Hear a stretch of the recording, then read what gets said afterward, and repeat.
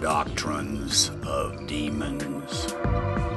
Hi, my name is Ed Donnelly. I'm Associate Pastor at Venice Foursquare here in Los Angeles. You know, the Bible is clear on important principles, but there are areas regarding end-time events that are open to interpretation. However, there is ample scripture to warn us that in the last days there will be a falling away, and that the rise of the Antichrist will begin with a grand deception by Satan.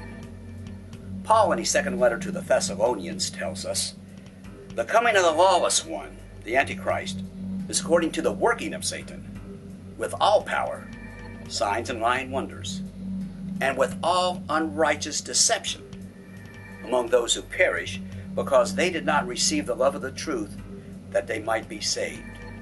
And for this reason, God will send them strong delusion, that they should believe the lie." Revelation 12 tells us that giant locusts with stingers will fly to the earth during the tribulation period, and we know these are demons with incredible powers. One of the Bible's most provocative verses is 1 Timothy 4:1.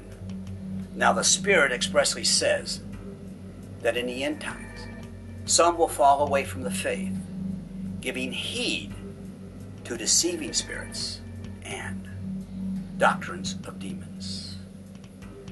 Other verses tell us that a majority of people alive during the tribulation period, when the Antichrist reigns, will actually fight against the return of Christ. What could cause this? And what is Satan's grand deception? My novel, Doctrines of Demons, offers one possibility. Inside a Hollywood apartment, Pastor Lacey Carl's exorcism on a young man goes horribly wrong, and he's accused of attempted rape. Police find planted kiddie porn on his computer, and Pastor Carl loses his church in Venice Beach, California, his home, and his ministry to the thousands of homeless youth who live on the streets in nearby Venice Beach, Santa Monica, and Hollywood. But the question remains, why go to such extremes to frame the pastor of a small church?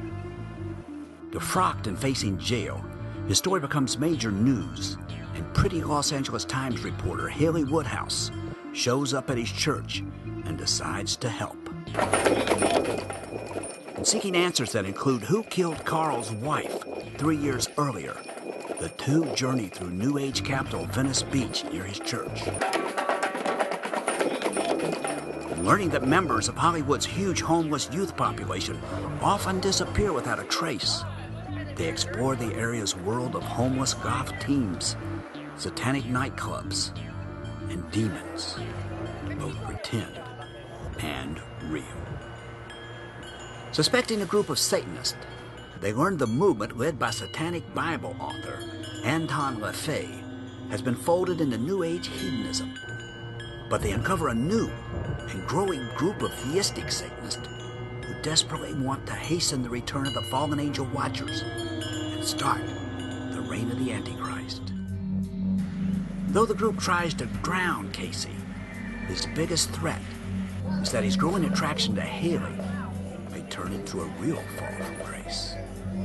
When his young virgin daughter Bridget comes to Los Angeles to help her father, she suddenly disappears. Carl's tiny apartment shakes, is filled with strange smells, and he hears calling inside his walls. Questions persist. Why do the Satanists want to destroy him? What do they plan to do with his virgin daughter? And why are pretty homeless girls disappearing? How much power does Satan have on earth? The pastor wonders. Why has he been selected? Hints come when a friend tells him to read A Piece of Blue Sky by Ron Attack and L. Ron Hubbard, Messiah or Madman, as well as Barefaced Messiah, the true story of L. Ron Hubbard. All say the Scientologist founder and Jack Parsons, a founder of the Jet Propulsion Laboratories in Pasadena, were actually practicing Satanists, and in 1946 performed a sexual magic rite designed to produce the Moonchild, a powerful witch who would have the power to widen the dimensional gap, cracked by their former mentor famed warlock Aleister Crowley. The Book of Enoch offers one clue. Another comes from the Satanic Cult of Lam, a very real group who believe the fallen angels will be welcomed when they return in a most unusual way, perhaps in the year 2012. The fallen pastor was about fallen angels. Was the former drug addict ready to die disgraced, to expose Satan's cunning end-time deception?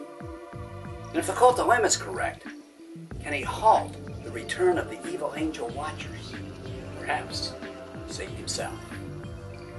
Prophecy is about to be fulfilled, but will Satan's end-time deception actually be exposed?